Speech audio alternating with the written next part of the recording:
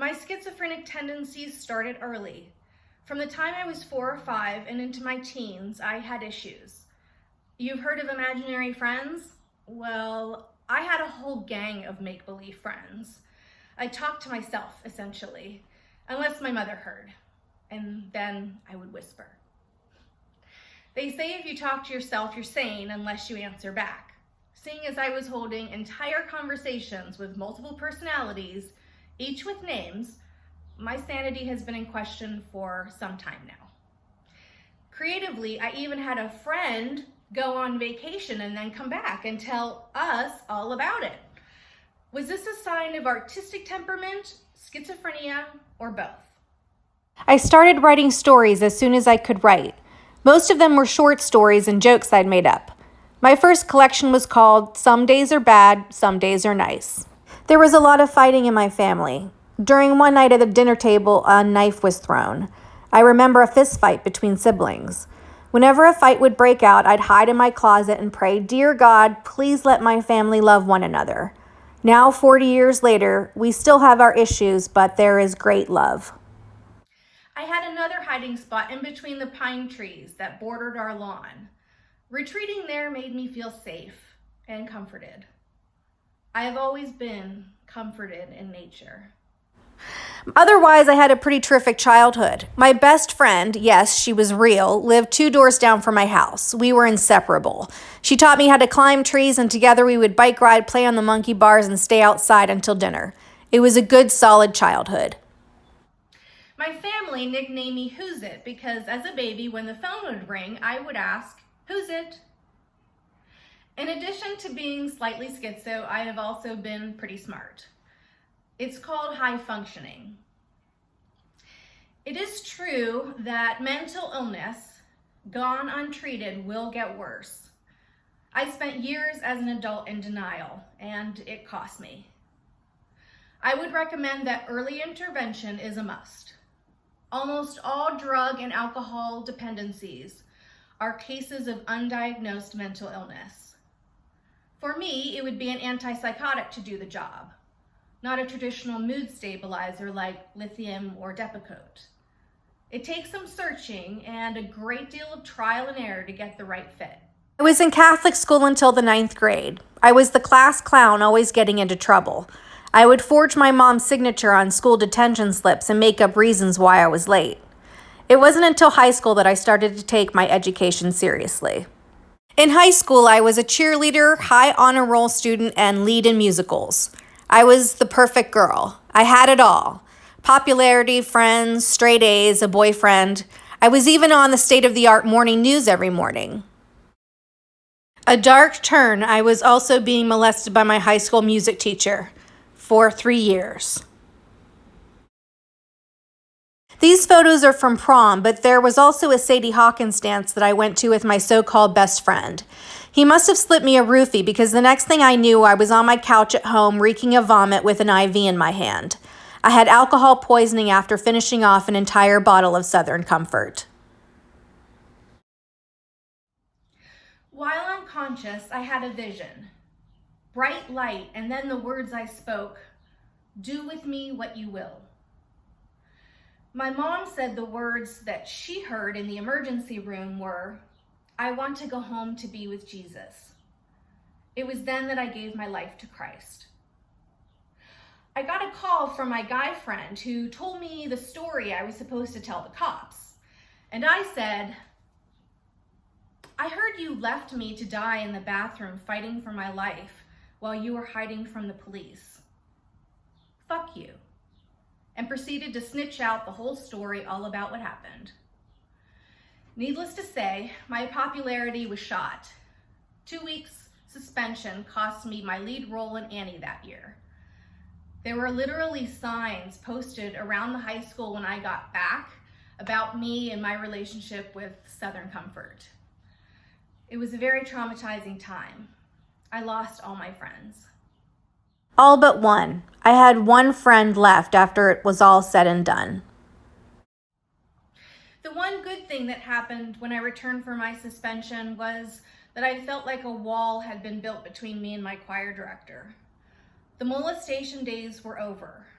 I finally had the strength to just ignore his advances. I wasn't a victim any longer. My glory days were over. I was packed for college before my high school graduation. I was ready to move on. Once in college, I met up with the greatest group of friends. I am proud to say we're still friends to this day. I was studying music at the University of Cincinnati on an academic scholarship. I was an active member of Campus Crusade for Christ and the Navigators, really delving into my newfound Christian faith with friends who supported me with prayer, study sessions, and lots of laughter. I had my first therapy session then. He wanted to discuss the molestation and anorexia, and I said no, walking away. I didn't want to face my past. I wanted to focus on the future. But the signs were there. I was just hiding behind straight A's. I was a voice major, went to class from 8 a.m. to 4 p.m., then practiced my piano and vocal exercises for an hour, and then studied until 8 p.m. My friends and I somehow made time to hang out, study together, and study the Bible, pray for each other, and play. Every summer, I volunteered at a Christian outreach. The first year was with the Christian Appalachian Project in Southern Kentucky. That was a blast. We put together a summer camp for kids. I have never seen as much child neglect and abuse in my life as I did that summer. The kids were amazing. The next year, I went with the Navigators to Colorado. I directed a children's play and was a leader in the youth program. My final summer trip was to upstate New York at Camp of the Woods. My two best friends at the time were also working there. We waited tables during the day and performed on the weekends. But it was in my junior year that I really became interested in missionary work. I changed my major to a Bachelor's of Arts in Music, which added another year to my degree. I was baptized at the Vineyard and went to Urbana with my friends. It was the turning point in my life. When I changed majors, I lost my scholarship and my parents cut me off financially. They weren't on board with the idea of missionary work. So I was working full-time, going to school part-time, and picking up weekend gigs in a Christian acting group called Friends of the Groom. When I had to take on another part-time job as a waitress, it just got to be too hard. I dropped out of college and applied for YWAM, Youth with a Mission. I had become a missionary after all. This is me in South Africa during my discipleship training. It was during this time that I also became engaged, but that's a story for another time. My outreach was in Mauritius, an island in the Indian Ocean. We had a blast. I was called upon to give my testimony and became one of two preachers in our group. I wish I could say that I was a model missionary, but my rebellious and headstrong ways made me passionate and difficult. I had my own ideas of how to do outreach, including servant evangelism I had learned from the Vineyard.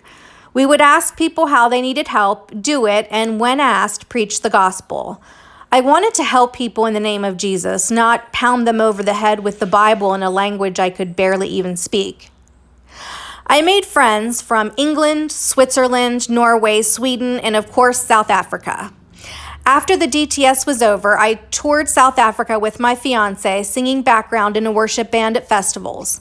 That lasted 3 months. For a total of 1 year, I spent overseas as a missionary. Nelson Mandela had been released from captivity and became the president of South Africa.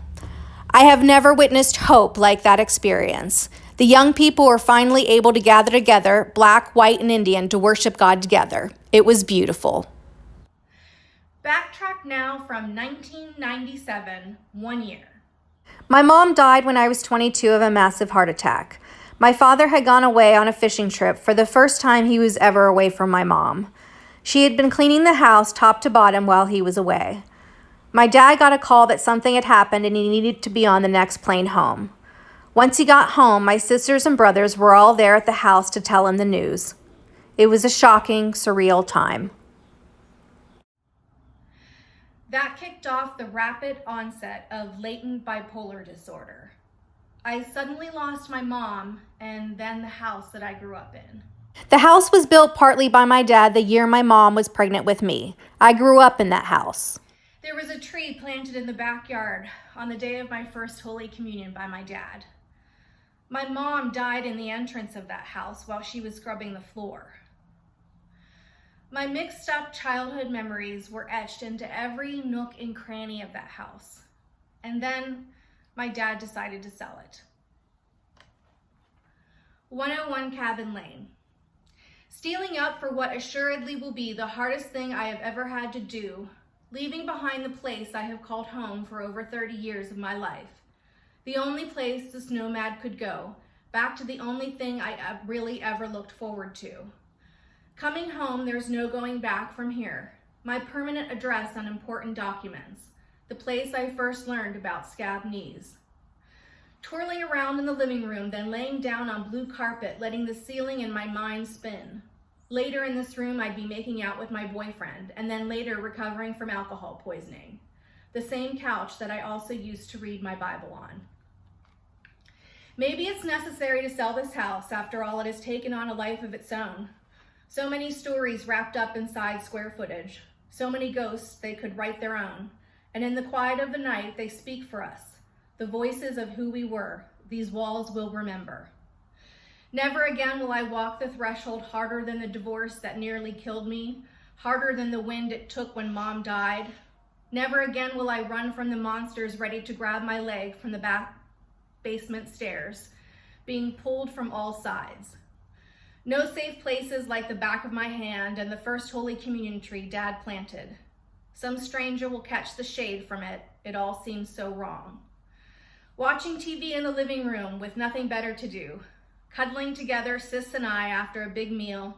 Discussions and fights, the things that marked us. All our graduation pictures lined up on the mantle. They'll be divvied out now, along with our baby pictures.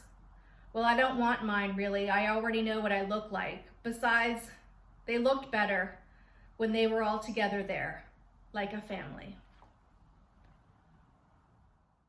The poem is from a book of poetry I published in 2005. I packed up what I could afford to ship to myself and let the rest be sold in the estate sale. It was traumatizing. I was losing my safe place. I felt robbed. Around this time, I went to seek counseling for the second time. I was diagnosed with bipolar disorder. It wasn't conclusive, but it was a diagnosis. I had to come to terms with my personal demons. Depression, anxiety, paranoia, delusional thinking, schizophrenic tendencies, abuse, and grief. It wasn't easy, but nothing I had witnessed in my early years was easy. I had become an adult too early to know any better. But my journey was far from over. Check back, for to thine own self be true. Copies of my book are available on barnesandnoble.com. Thank you.